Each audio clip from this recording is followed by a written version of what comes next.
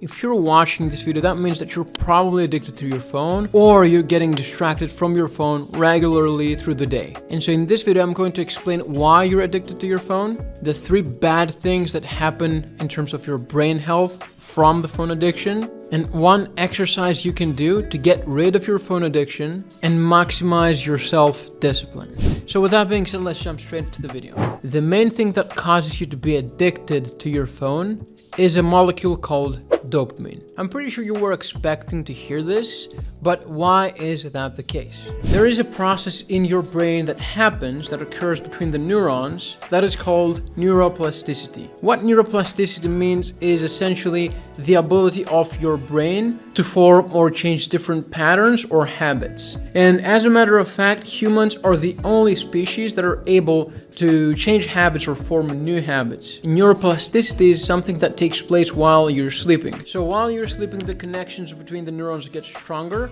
and therefore every single day you're refreshing your ability to form new habits and connections and patterns easy. So essentially, the better you sleep, the easier it's going to be for your brain to form different habits and patterns. And what happens because of neuroplasticity is that your brain gets wired to a specific habit that you're doing every day. And this habit right now that we're talking about is your phone addiction. Now, whenever you're checking your phone, whenever a notification comes up, the thing that triggers you to check that notification, to open your phone, is dopamine. So essentially, dopamine is the chemical that motivates you to do the things that will reward your brain with dopamine. But the issue is that with those activities like opening your phone and scrolling, you get a dopamine elevation, you get a dopamine spike, but the problem is that that spike, that elevation of dopamine above baseline, is something that lasts very temporarily and is followed by a feeling of disappointment afterwards, which triggers the habit of checking your phone constantly throughout the day. So you get into the loop of getting easy dopamine from your phone all day, every day, as a result of you wanting to experience that high, and you just are stuck to the habit of checking and checking and checking your phone. Now let's go into the 3 bad things that happen to your brain health with the phone addiction. Now, the first bad thing that you're doing whenever somebody's addicted to their phone, the one common pattern that everyone does is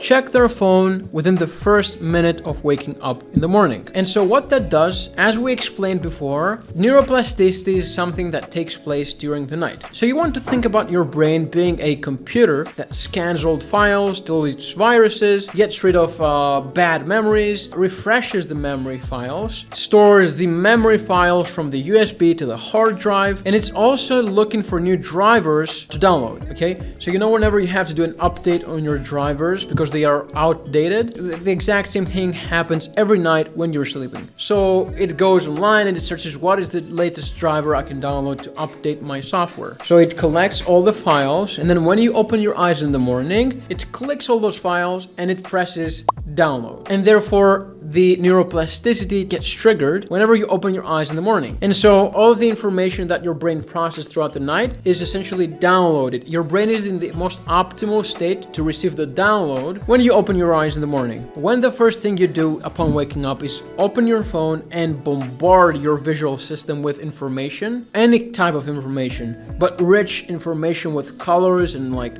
sound and reels, etc., guess what happens? The thing that happens is that you're missing out on all the information that your brain processed through the night because you prioritize some other information upon waking up. So instead of downloading the information your brain processed through the night, you're actually processing the information you are dealing with in your phone. And that actually has an effect on your emotional balance, on your memory, on your ability to stay calm through the day, your ability to focus, your memory consolidation, and it actually slows your recovery down in terms of your cognitive performance. So this is the 1 bad thing that happens for your brain health when you're addicted to your phone. The next bad thing that happens is that you have your phone and you're checking your phone while you're trying to do work.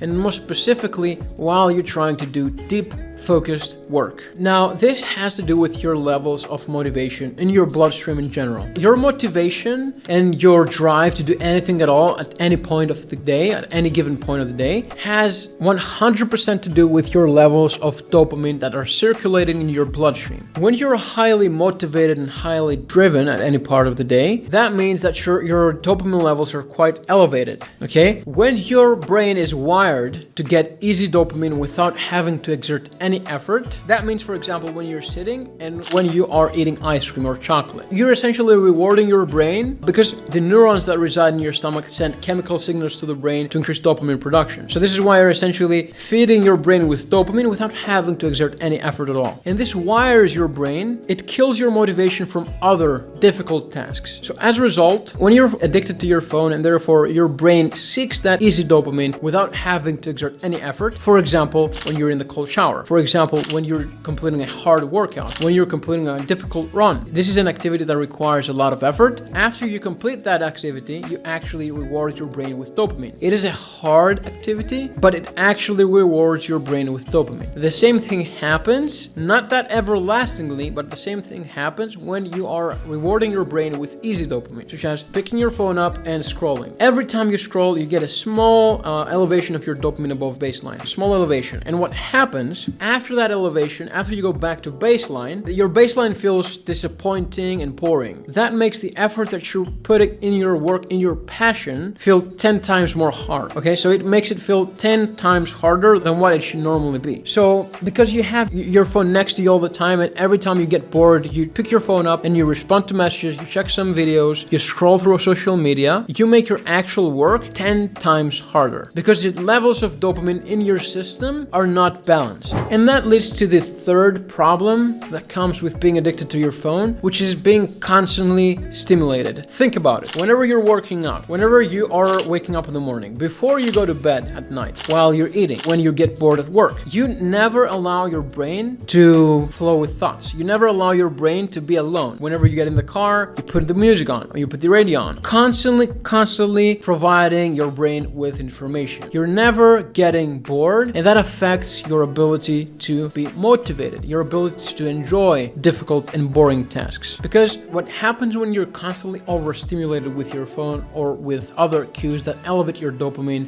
easily is that it gets progressively harder for you to experience the same pleasure. So for example, let's say the main source of your dopamine is eating junk food and scrolling in your phone. As you're doing it and doing it progressively day by day, your ability to experience the same amount of pleasure like you first did when you first used your phone gets progressively harder over time. And I can show you an extreme example. Andrew Huberman is someone that has referenced this 1,000 times, but for reference, you have people that are getting addicted to jumping from planes with parachutes. These people experience an immense high, okay? So the pleasure you experience with the first time you do that is like the adrenaline and dopamine rush is extremely high. So there are cases of those people getting addicted to jumping from extremely high altitude with parachutes, and they do that over and over and over again, and they ultimately can't experience the same amount of pleasure, and they end up dying, becoming drug addicts. So you get the point. You can get addicted. And the result of you becoming addicted to that activity is that you cannot experience the same amount of pleasure as you once did. The most common example and pattern that I can show you is people end up scrolling, or as you call it, doom scrolling in their phones impulsively. And you're just there scrolling and scrolling for 30 minutes, just hoping to get that trip of pleasure that you otherwise would get with a 2-minute video or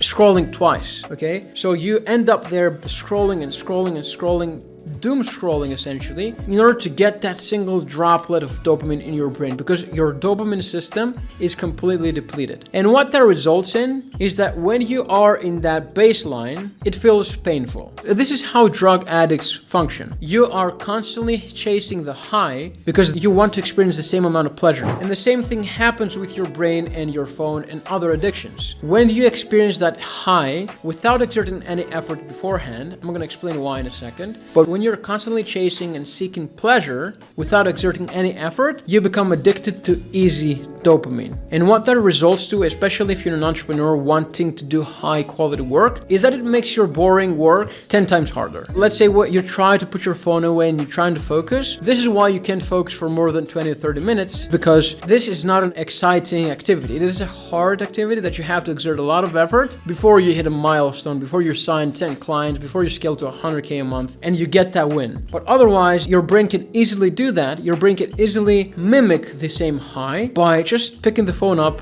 and doom scrolling, okay? This is what being constantly overstimulated means. You're never allowing your brain to be bored, and you're constantly providing it with information. You're constantly occupying your brain with information, dopamine, dopamine, dopamine. What's this one exercise you can do to train your willpower and to completely get rid of your phone addiction? Because if you're able to get rid of your distractions, of your addictions, then nothing really stops you. If you think about it, like the main problem people have, especially people that come and work with me, one of the issues is that they are constantly with their phones, and one of the main distractions they're having, even if it's minimal, is their phone, nothing else. So if you're able to train your brain, to train your self-discipline to never be distracted from your phone, you're unstoppable. So what is this exercise to train your brain? This exercise is something called no-go moments. Now, let me do a quick background, a high-level overview of what this exercise really is. There is a specific area of your brain that is called the basal ganglia. In the basal ganglia, think about it like the willpower muscle of your brain. The basal ganglia are some nuclei that are responsible for the voluntary movement that you create.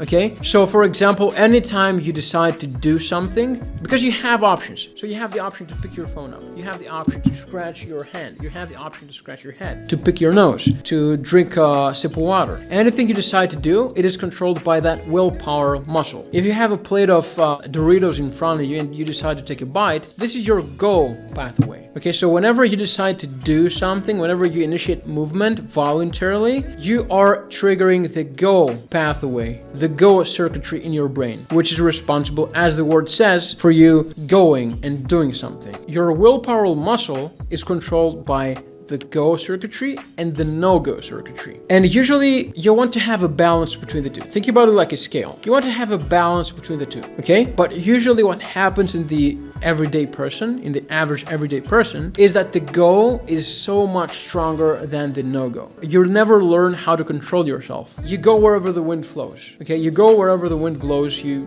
wake up in the morning, you sort of check your phone and send some DMs, you send some emails, you respond to some client texts, you go to the kitchen and drink some coffee, you sort of do some work while you're waiting for the coffee, you drive in your car and you're trying to do some work while you're in traffic. You go wherever the wind blows like a baby. You're not able to control yourself. You have a jar of cookies in front of you and you're not able to say, no, I'm going to resist to that jar of cookies. Your friends tell you, let's go out, and you're like, you have a difficult time saying no. This is why your go pathway, your go circuitry in the brain is so much more activated. It's like having a huge left bicep and the right bicep being like extremely tiny. This is the unhealthy balance for your willpower muscle. And so what you need to do is you need to train the no-go circuitry, the part of the brain that is responsible for when you are refraining from doing things that you normally otherwise would. Take, for example, pro athletes. Take, for example, extremely disciplined people, kickboxers, pro fighters, runners, like footballers even. Any athletes that you can like think of that are extremely self-disciplined, it's because they have been living their entire lives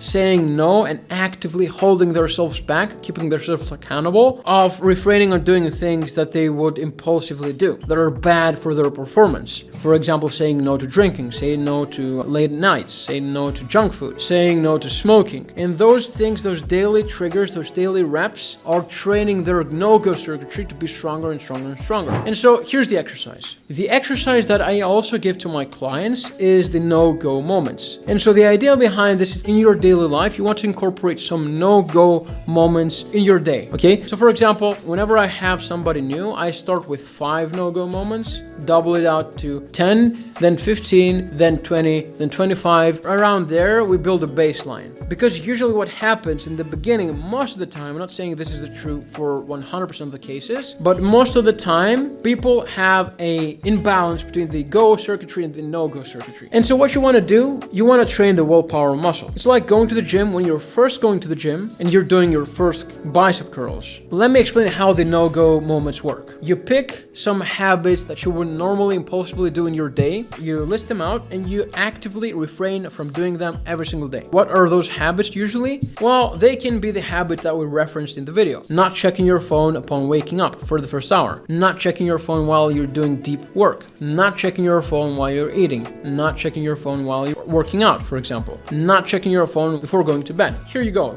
there are 5 for you to begin with. And so every time you actively refrain from doing one of those 5 things, it's like doing a rep of bicep curls or squats. In the beginning, especially when your willpower muscle is extremely weak, you will have a crazy urge and it will feel very, very tempting and draining for you to refrain from doing that thing that you would otherwise impulsively do. And this is normal because when you first go to the gym and you do 1 rep of squats, it requires a lot of effort. It requires a lot of willpower, muscle power, and effort for you to complete that 1 rep. As you train your quads, as you train your body to become stronger and stronger and stronger at doing the movement, it becomes effortless. This is why pro athletes are like saying no to things that you have a hard time saying no to and making it seem like it is their second nature, because their willpower muscles are extremely strong. And so this is what you need to do. You need to incorporate those no-go moments in your daily life. This is the exercise. Pick 5 things to begin with. If that's something new and you struggle with your willpower, pick 5 things. Do those 5 things for a week, week and a half, and then add 5 more. Then note those 10 things down, do them for another 2 weeks. Then go to 15 things. And then you want to build a baseline. You want to maintain the strength, because it's really important for that willpower muscle that you do the no-go moments every single day. It is really important for your motivation, for you to not feel lazy, to control your self-discipline, for you to activate that part of your brain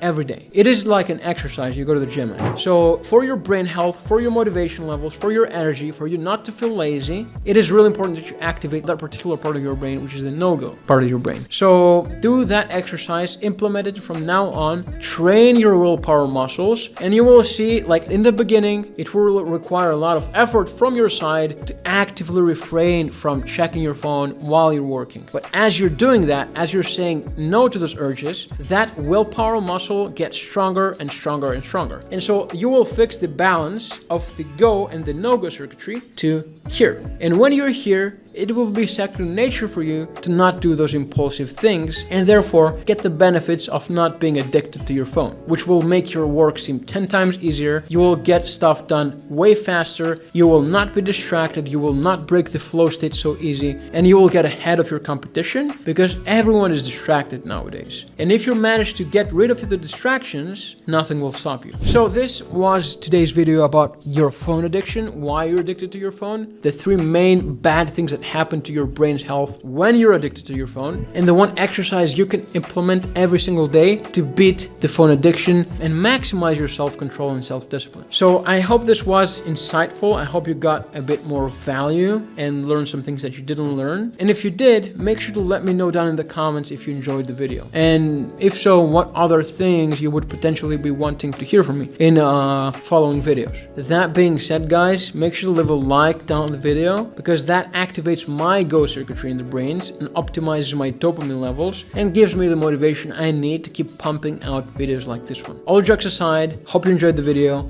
and looking forward to see you in the next one. Peace.